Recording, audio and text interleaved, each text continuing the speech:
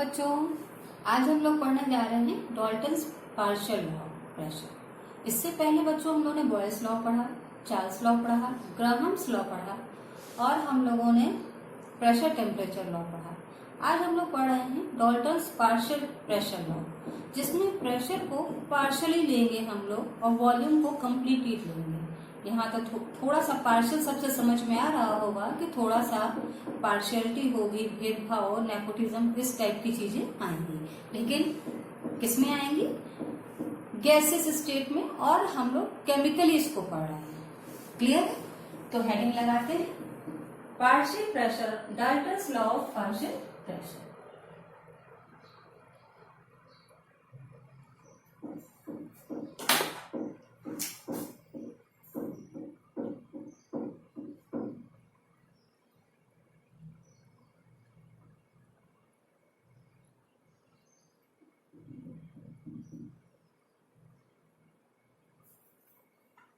Partial pressure,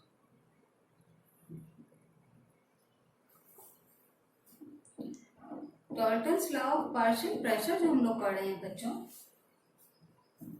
इसमें हम लोग को देखना है नॉन रिएक्टिंग गैसेस के बारे में बात करेंगे।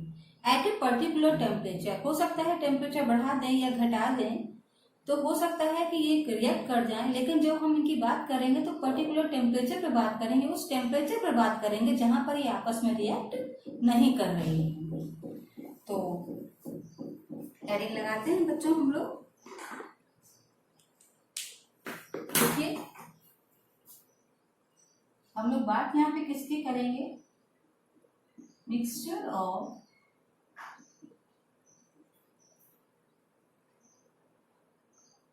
Non reactive gases.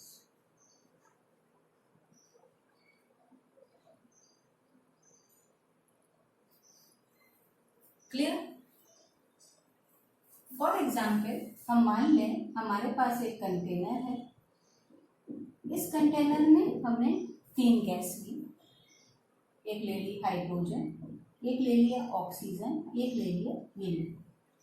ठीक, ये तीनों ही gas at a particular temperature non reacting है, आपस में रिएक्ट नहीं कर रही। अब हमसे कहा गया कि इनका टोटल प्रेशर बताइए। ठीक, तो टोटल प्रेशर निकालना होगा अगर हमको पी टोटल, तो हम क्या करेंगे? Partial pressure of hydrogen plus partial pressure of helium plus partial pressure of oxygen, तो पी टोटल हमारा आ जाएगा। लेकिन इनका पार्शियल प्रेशर अगर निकालना हो तो हम कैसे निकालें? पी टोटल निकालने के लिए पहले इनका पार्शियल प्रेशर तो हमको पता होना चाहिए। तो पार्शियल प्रेशर निकालने के लिए बच्चों हम लोग क्या करते हैं, हमारे पास, हम लोगों ने जब आइडियल गैस पढ़ी थी तो एक फॉर्मूला था PV बराबर nRT, याद होगा आपको, हम लोगों ने ये फॉर्मूला पढ़ा था, है ना? P था प्रेशर ऑफ गैस, B था वॉल्यूम ऑफ गैस, R था gas constant, T temperature, N number of moles. Clear? तो हम क्या करेंगे, इसको पार्शियल प्रेशर जो है, जब हमें हाइड्रोजन का पार्शियल प्रेशर निकालना होगा तो हम क्या करेंगे? हाइड्रोजन का यहाँ रखेंगे PH2 और V क्या करेंगे?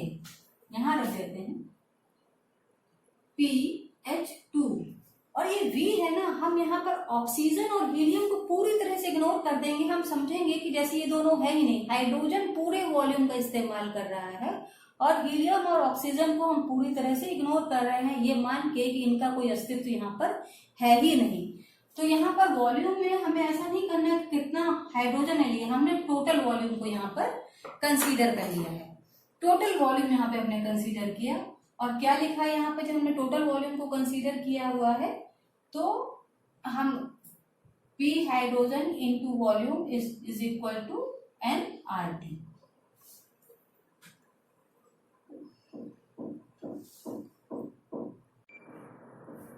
तो यहाँ पर हमने क्या किया है बच्चों कि P हाइड्रोजन जो लिया हुआ है इसको वॉल्यूम से मल्टीप्लाई किया, पूरे वॉल्यूम को कंसीडर करते हुए अपने हाइड्रोजन का पार्शियल प्रेशर निकाल लिया।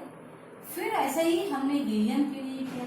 जब हमने हीलियम को कंसीडर किया तो हमने ये माना कि हाइड्रोजन ऑक्सीजन यहाँ पर है ही नहीं, पूरा वॉल्यूम हीलियम ही ऑक्युपाई किए हुए हैं।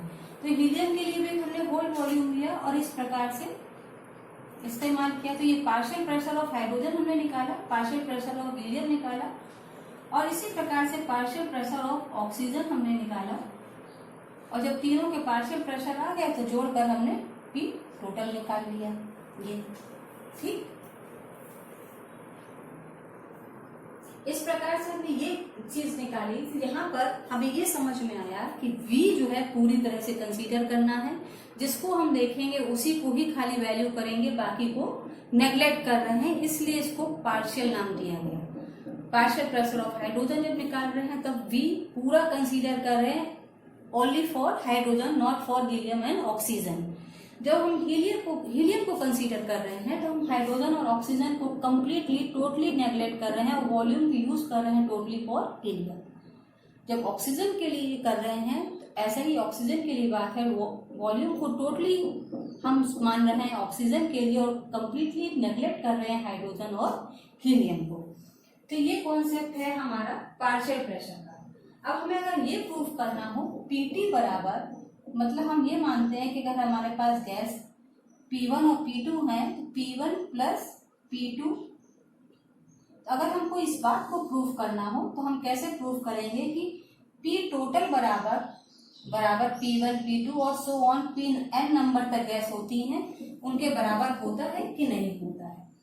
तो इसको प्रूफ करने के लिए हम लोग क्या करेंगे, हम लोग मान लेंगे कि एक कंटेनर ये लिया हुआ है, इसमें हमारे पास दो गैसेस हैं, नंबर 1 एंड नंबर 2।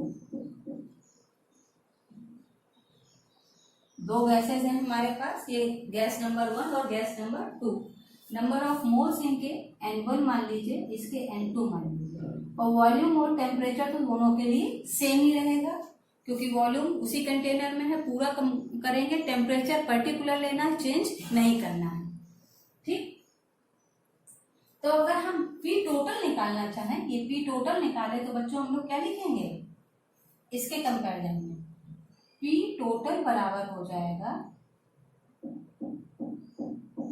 इस फॉर्मूले के अकॉर्डिंग N1 प्लस N2 है ना। अगर P टोटल हमको निकालना हो तो कैसे निकालेंगे, और V भी तो लिखेंगे, PTV इज इक्वल टू, ठीक। तो ये आ गया P टोटल का फॉर्मूला। अब अगर हमको P1 गैस के लिए लिखना हो फॉर्मूला तो हम क्या लिखेंगे, ये फॉर्मूला नंबर 1 हो गया आपका। अब हमको अगर P1 गैस के लिए फॉर्मूला लिखना हो तो क्या हम लिखेंगे, P1V is equal to N1RT, ये दूसरा हो गया। P2V is equal to N2RT, तीसरा हो गया। ठीक है, टोटल नंबर ऑफ मोल्स हमने PTV में लिखे थे।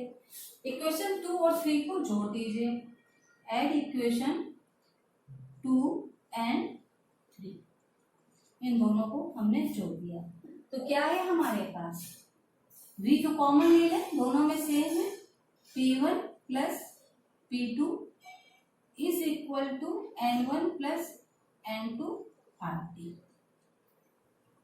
ठीक, क्योंकि ये दोनों भी कॉमन है। अब आप ध्यान से देखिए इक्वेशन नंबर 1, ये इक्वेशन नंबर 1 है, क्या इनके राइट साइड के चीजें सेम है, N1 plus N2RT, N1 plus N2RT। जब राइट सेम है तो इसका मतलब लेफ्ट भी इनका एक दूसरे का सेम होना चाहिए। इसका मतलब क्या होना चाहिए, जब राइट वैल्यू सेम है तो PTV बराबर P1 प्लस P2 होना चाहिए, V कैंसिल हो जाएगा तो क्या हो गया, PT बराबर P1 प्लस P2। और यही तो हमको प्रूफ करना था, यही तो प्रूफ करना था हमको। आ गया,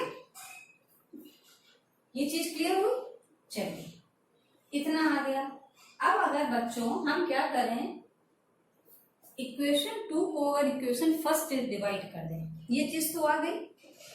अब इक्वेशन 2 को इक्वेशन फर्स्ट से अगर हम डिवाइड कर दें,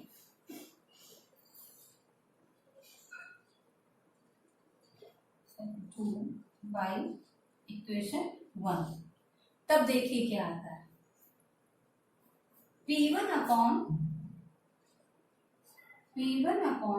PT इज इक्वल टू, इससे डिवाइड कर रहे हैं हम लोग, तो आएगा N1 upon N1 plus N2। Clear? तो क्या आपको समझ में आ रहा है कि ये वैल्यू क्या है? ये बच्चों क्या है? Xi1 मोल फ्रैक्शन, जो कि सोल्यूशन चैप्टर में आप 11th क्लास में पढ़कर आए हैं। मोल फ्रैक्शन, इसको जाई बोलते हैं। मोल फ्रैक्शन है number of moles of one gas, number of moles of total gas जितनी प्रेजेंट होती हैं। तो क्या आ रहा है? Mole fraction. इसी प्रकार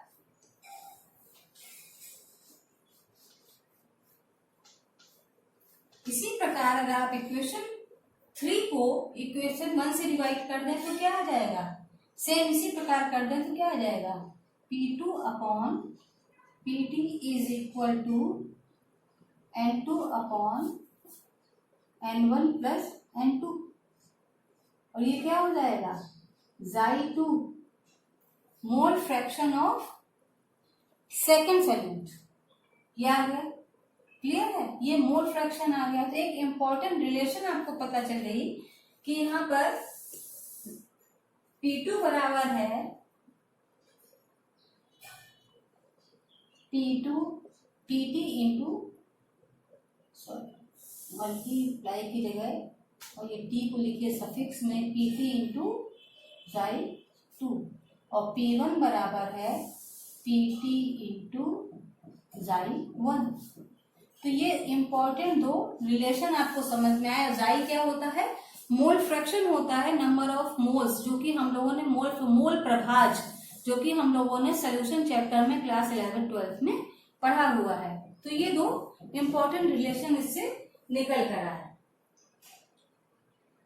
अब इस पर आधारित अगर हम लोग कुछ एक न्यूमेरिकल कर लेते हैं, एग्जाम्पल देख लेते हैं। न्यूमेरिकल कैसे, एक एग्जाम्पल देख लेते हैं। न्यूमेरिकल तो हम लोग नेक्स्ट उसमें करेंगे। एक एग्जाम्पल देख लीजिए। मान लीजिए वो आपसे पूछे कि on which of the following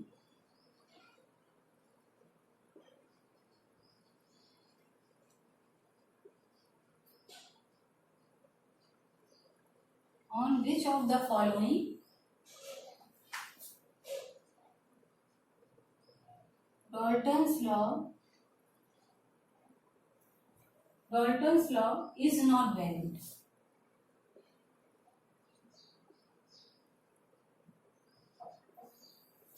ठीक है, तो नंबर ए है आपका, ऑप्शन दे दिया उसने हीलियम प्लस हाइड्रोजन।